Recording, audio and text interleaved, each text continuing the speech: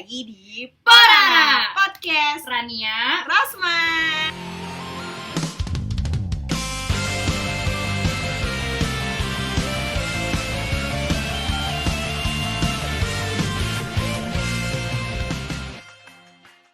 Jadi pada video kali ini kita bakalan mereview sedikit mengenai buku pemasaran sosial gitu. yang ditulis oleh Bapak Heri Wibowo Dan juga teman-temannya. ya, dan ini bukan yes.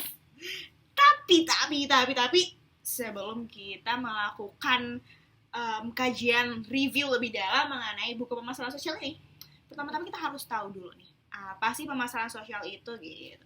Jadi kalau di dalam buku ini ya dituliskan bahwa pemasaran sosial itu adalah penggunaan teknik-teknik dan juga prinsip-prinsip pemasaran yang diorientasikan kepada subjek tertentu, pada audiens tertentu gitu, untuk nantinya mereka dapat menolak, menerima, memodifikasi hingga meninggalkan suatu perilaku tertentu untuk kesejahteraan seorang individu maupun kesejahteraan kelompok. Dan juga nih teman-teman, pemasaran sosial ini agak berbeda ya, sebenarnya berbeda banget sih dengan pemasaran komersial atau pemasaran-pemasaran yang biasanya kita lihat gitu. Jadi kalau biasanya pemasaran komersial itu berfokus untuk mengambil laba atau untung dan juga untuk berkompetisi dengan perusahaan-perusahaan lain, pemasaran sosial ini bertujuan untuk mewujudkan kesejahteraan bersama dan fokusnya ini ke hal-hal yang tidak tampak gitu loh, seperti pola pikir dan juga kayak pandangan hidup seseorang gitu, biar nantinya ketika pemasaran sosial ini dilakukan, kita dapat mengkonstruksi perilaku yang positif dan juga produktif gitu. Nah, teman-teman, kita masuk nih ke pembahasan bab 1 dalam bukunya. Nah, dalam bab 1 ini judulnya adalah memahami perilaku manusia dan situasi sosial. Jadi teman-teman, kalau kita bicara soal sosial marketing nih ya, itu tuh otomatis kita ngomongin tentang diri kita sendiri. Benar, tentang manusia. Karena apa? Karena manusia adalah subjek sekaligus objek utama dalam aksi sosial marketing ini. Maka dari itu, mempelajari sosial marketing sama artinya dengan mempelajari cara memahami psikologis manusia, kayak gitu. Nah, dalam buku ini kita juga membahas bagaimana manusia itu dikatakan sebagai makhluk sosial yang setiap harinya mengalami sebuah situasi sosial gitu. Nah, di dalam buku ini kita membahas 2 situasi sosial. Yang pertama itu adalah situasi kebersamaan dan situasi kelompok sosial. Nah, yang pertama nih, situasi kebersamaan ini adalah ketika individu berkumpul dengan individu-individu lainnya yang mereka tuh nggak kenal sebelumnya. Jadi interaksi yang terjadi juga masih belum terlalu memiliki makna yang mendalam kayak gitu. Nah, jadi kayak misalkan kita nih ketemu strangers di tengah jalan, jadi kayak ngobrol aja, tapi interaksinya tuh masih kayak oh ya udah gitu, atau masih belum kenal gitu kan. Benar.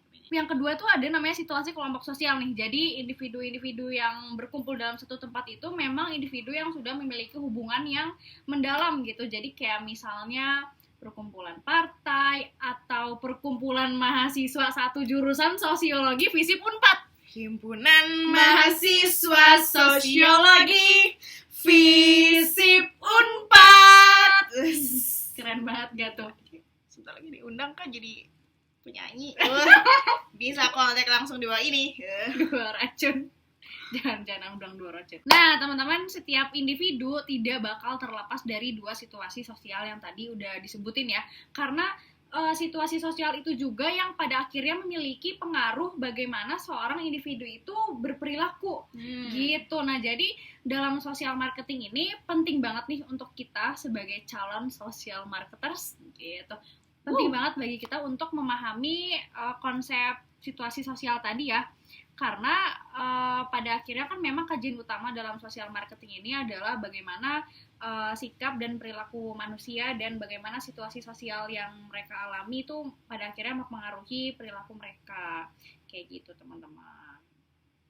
Dan juga nih, kita sebagai manusia ya, sebagai makhluk yang berpikir dan makhluk sosial gitu.